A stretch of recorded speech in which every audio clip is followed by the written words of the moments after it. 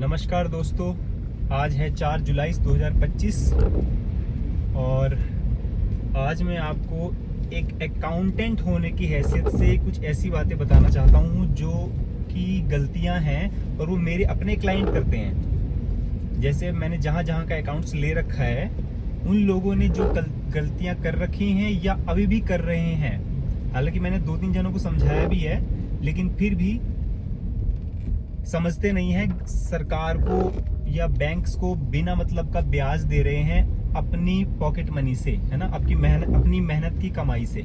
तो टॉपिक है लोन।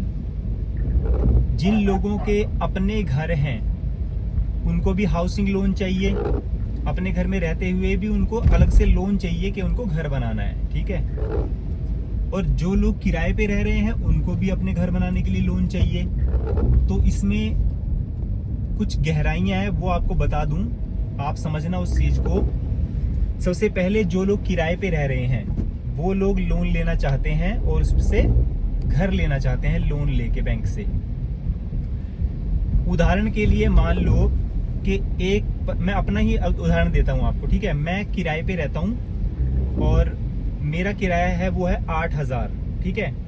मैंने बैंक से 20 लाख लोन ले लिया, ठीक। अब 20 लाख लोन लेने के बाद मेरा जो ब्याज लगेगा वो और जो इंस्टॉलमेंट मैंने देनी है वो कुल मिला के 30,000 के करीब, 30,000 के करीब मुझे बैंक को इंस्टॉलमेंट देनी है, जिसमें ब्याज भी आ गया और मेरा मूल भी आ गया, ठीक है।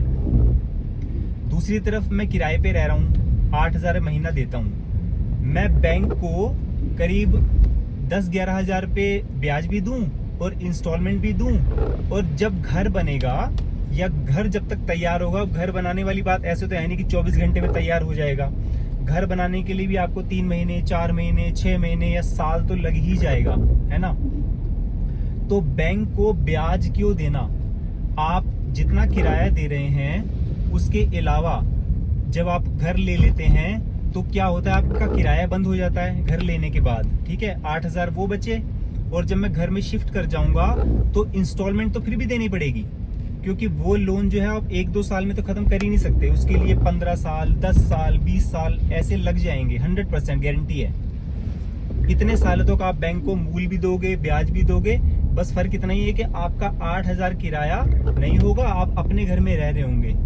और ये कोई फायदा नहीं, ये बहुत बड़ा लॉस है, क्योंकि 30,000 अगर आप बैंक को इंस्टॉलमेंट दे रहे हो हर महीने और 8,000 आपने अपना जो किराए पे रहते थे वो बचा लिया, तो 30,000 में से 8,000 लेस करेंगे तो आप 22,000 रुपए बैंक को बेमतलब का पैसा दे रहे हैं, अपनी मेहनत की कमाई दे रहे हैं। तो आप लोगों को सीख यही दूंगा, एडवाइस यही दूंगा कि जो लोग किराए से निकलकर अपने घर में रहना चाहते हैं या लोन लेकर घर बनाना चाहते हैं, तो उससे ज्यादा अच्छा रहेगा कि आप उन्हीं पैसों को जो आप बैंक को इंस्टॉलमेंट देंगे, यानी किराए पे रह रहे हैं और 22,000 इंस्टॉलमेंट तो कम से कम जा ही रही है 8,000 का किराया निकाल के, है ना।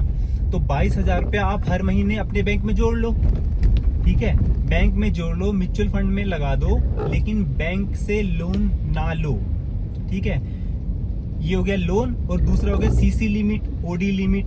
ये चीजें आपको समझ में नहीं आएंगी, लेकिन फिर भी ये एक तरह का लोन ही होता है, बता देता हूँ। सीसी लिमिट पे भी 9% या 10% के करीब बैंक ब्याज लेता है और वो सीसी लिमिट चलती रहती है। जैसे मैंने 20 लाख की सीसी लिमिट बनवाई तो मैं 20 लाख तक बैंक से पैसा निकाल सकता हूँ, है ना।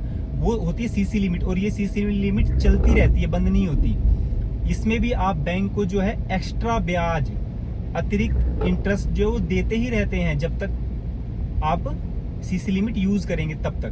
तो उसमें भी यही रिक्वेस्ट करूंगा, जो बिजनेसमैन हैं वो अपना पैसा यूज करें, करंट अकाउंट का हो, सेविंग का हो, या दूसरी और उनके बैंक होते हैं, अलग अलग बैंकों में उनके अकाउंट्स होते हैं, वो यूज करें। लेकिन बैंक से सीसी लिमिट या होम लोन, कार लोन ये सब ना उठाएं, ठीक है।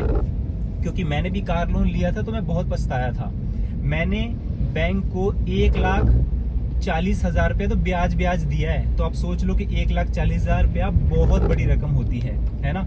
7.5 लाख का लोन मैंने लिया था, तो उन्होंने 7 साल का केस बनाया था, मैंने 2.5 साल में इस लोन को खत्म कर दिया, इसीलिए कि मैं लॉस में जा रहा था। कि मैं बेमतलब का ब्याज जो है वो बैंक को दे रहा था।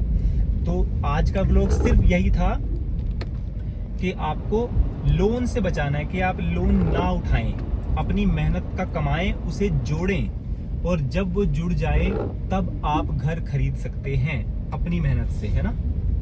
तो आज के लिए इतना ही। जय श्री राम।